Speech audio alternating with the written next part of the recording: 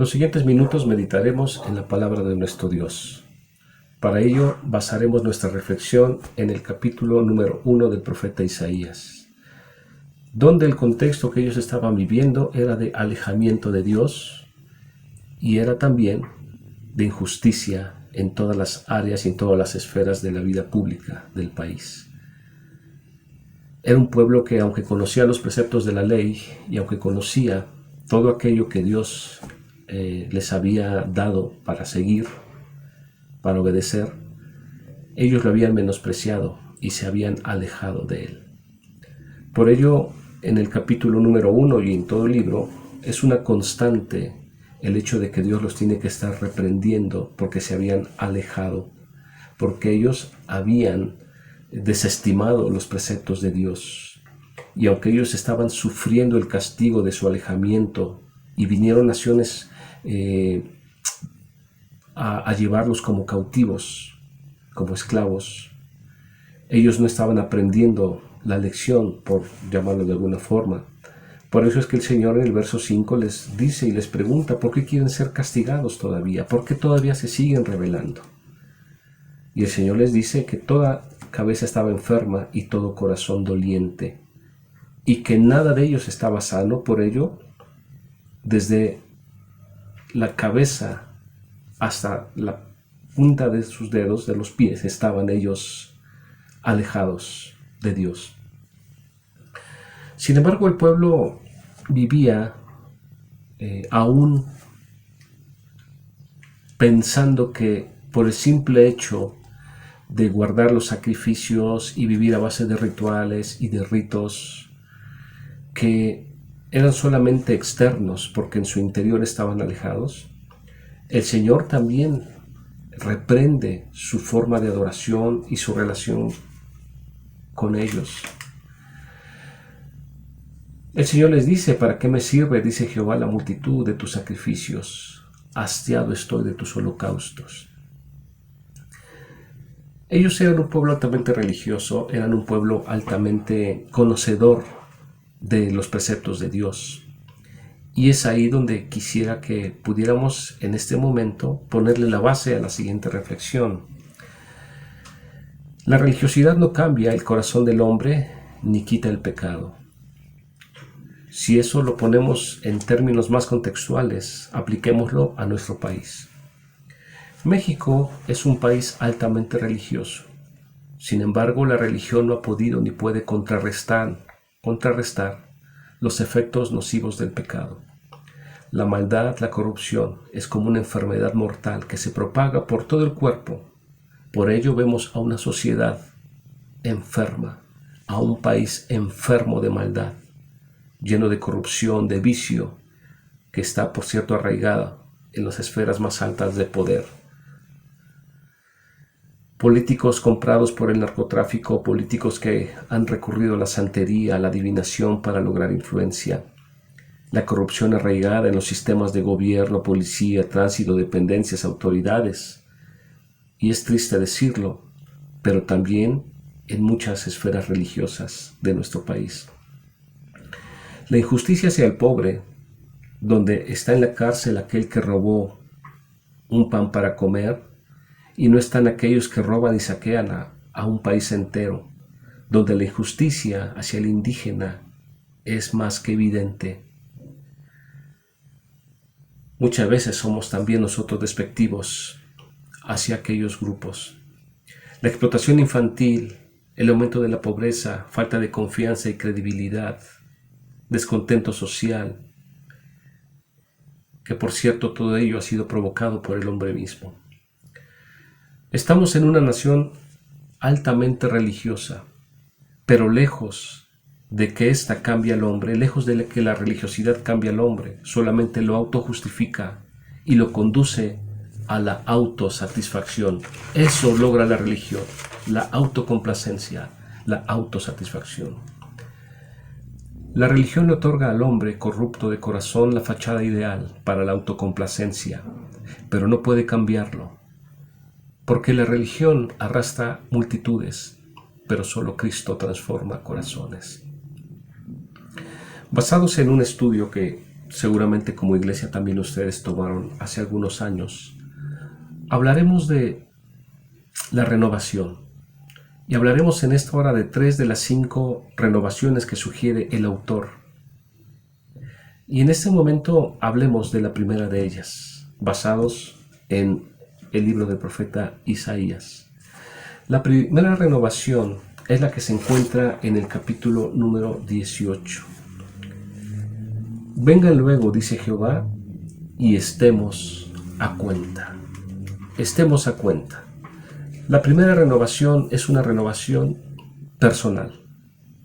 La renovación personal, que tiene que ver básicamente cuando nosotros ponemos nuestra vida en buenos términos con Dios, cuando estamos a cuentas con Él, cuando nuestro corazón está consciente y es sensible hacia Jesús y nos volvemos más conscientes de la presencia de Cristo en nuestras vidas y de la cobertura de su Espíritu en nosotros.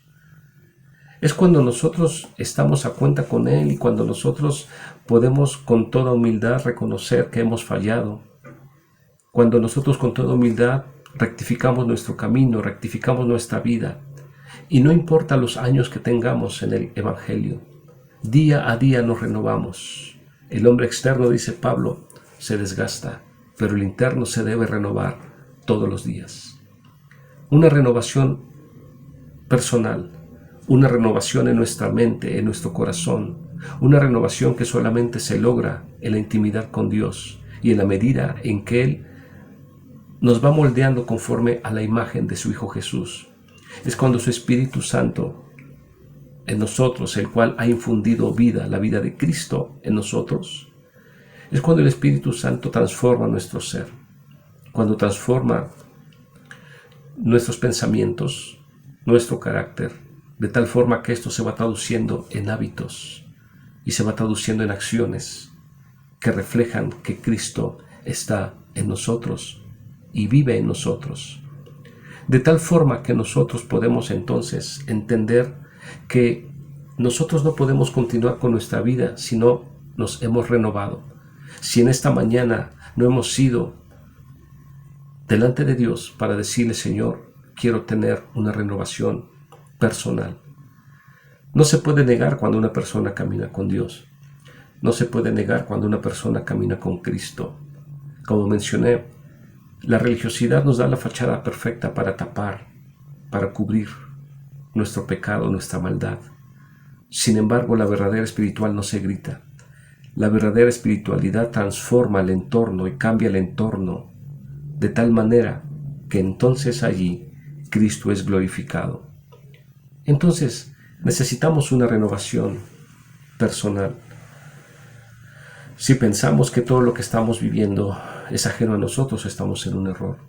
Porque tú puedes empezar a cambiar tu entorno, tú puedes empezar a cambiar tu relación familiar, tu relación matrimonial, la relación con tus hijos, de tal forma que otras personas vean que Cristo está en ti. Vengan luego, dice el versículo 18, y estemos a cuenta. Si tus pecados fueren como la grana, como la nieve, van a ser emblanquecidos. Si fueran rojos como el carmesí, vendrán a ser como blanca lana. Esa primera renovación es cuando nosotros vamos al Señor con nuestro pecado, con nuestra maldad, y le decimos, es cierto, Padre, he pecado. Y así como aquel hijo pródigo, en esta hora regreso a ti, porque reconozco mi maldad, pero reconozco también que te necesito. Una segunda renovación que necesitamos es la renovación relacional. La renovación relacional. El Señor les sigue diciendo, desde el verso 16 les exhorta y los culmina diciéndoles, lavaos y limpiaos, quiten la iniquidad de vuestras obras de delante de mis ojos, dejen de hacer lo malo, aprendan a hacer el bien, busquen el juicio, restituyan al agraviado, hagan justicia al huérfano, amparen a la viuda. Es una renovación relacional, es una renovación con sus semejantes, con su prójimo. Es una renovación que trasciende, porque cuando caminamos con Dios, entonces estamos conscientes que también las relaciones con nuestro prójimo deben mejorar. No podemos estar ajenos a las necesidades del mundo allá afuera. No podemos seguir viviendo en una burbuja, encapsulados, pensando que es cierto, hemos, por la gracia de Dios, conocido el Evangelio. Pero eso no nos exime de esta responsabilidad hacia nuestro prójimo, hacia nuestros semejantes. Necesitamos una renovación relacional, como lo mencionaba en el punto anterior, primeramente con nuestras familias. Renovar las relaciones con nuestra familia, relaciones entre hermanos, entre padres, relaciones en nuestros núcleos familiares que están rotas, relaciones que llevan rotas muchos años, mucho tiempo.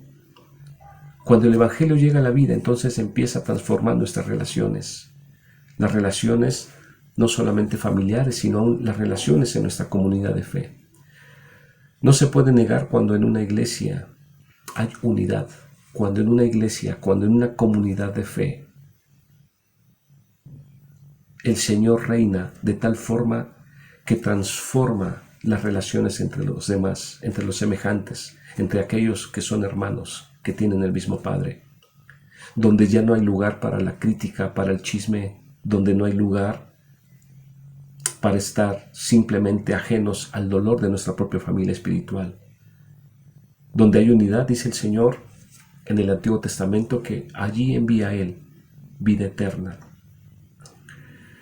Creo que en este proceso y en este momento de la historia, si algo necesitamos es una renovación como congregaciones, una renovación en nuestras relaciones.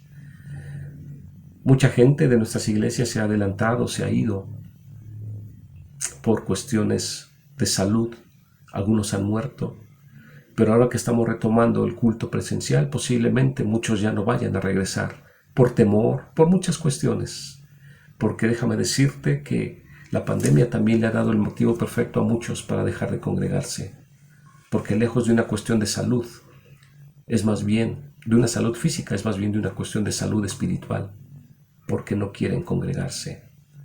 Necesitamos una renovación en nuestras relaciones como creyentes, como líderes, porque la Escritura nos enseña que en esto se basa el más grande de los mandamientos, amar a Dios, pero también amar al prójimo.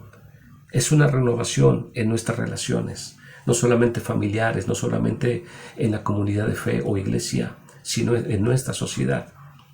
Ellos habían dejado de lado la justicia hacia aquel que lo necesitaba.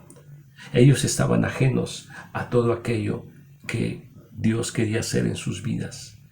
Necesitamos una renovación en nuestras relaciones.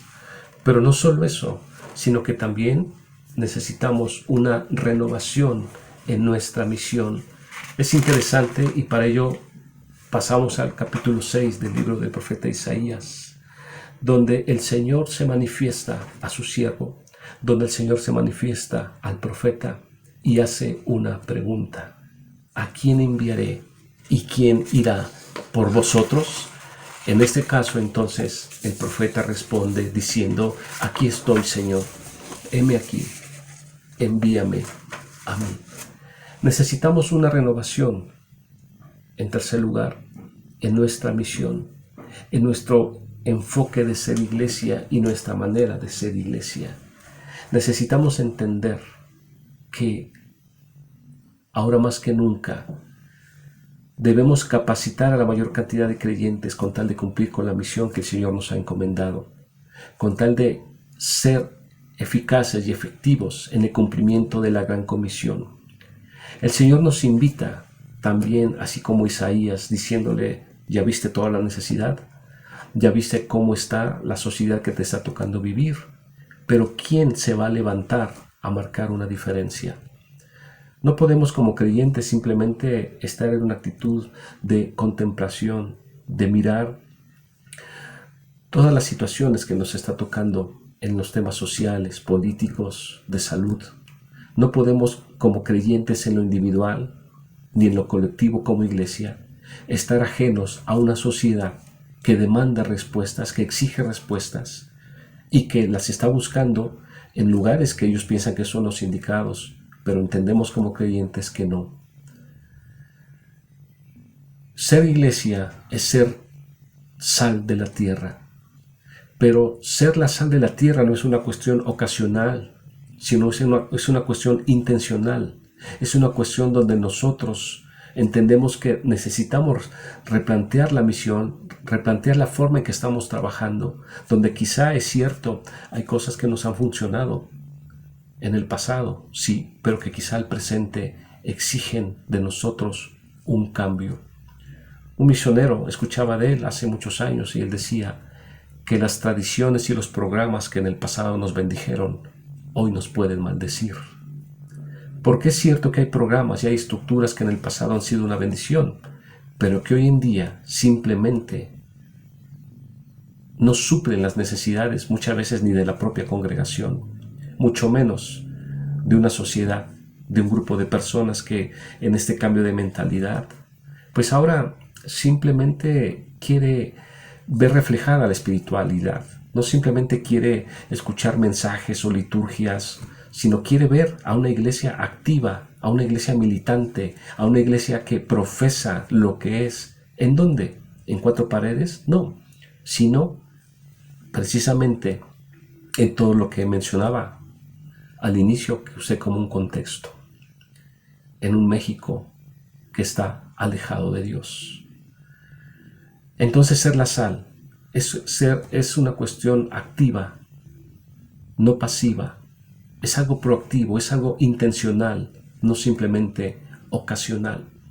Por ello, como pastores, como líderes, estamos llamados a invertir más tiempo en preparar a la mayor cantidad de creyentes, puesto que, de hecho, también es nuestra responsabilidad perfeccionar a los santos para la obra del ministerio, perfeccionar a la mayor cantidad de personas para que sean relevantes en un mundo que, insisto, está buscando respuestas y que la iglesia no puede, en ese sentido, seguir apelando a programas que quizá en el pasado funcionaron pero que hoy no tienen razón de ser.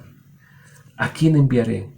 ¿Y quién irá por nosotros?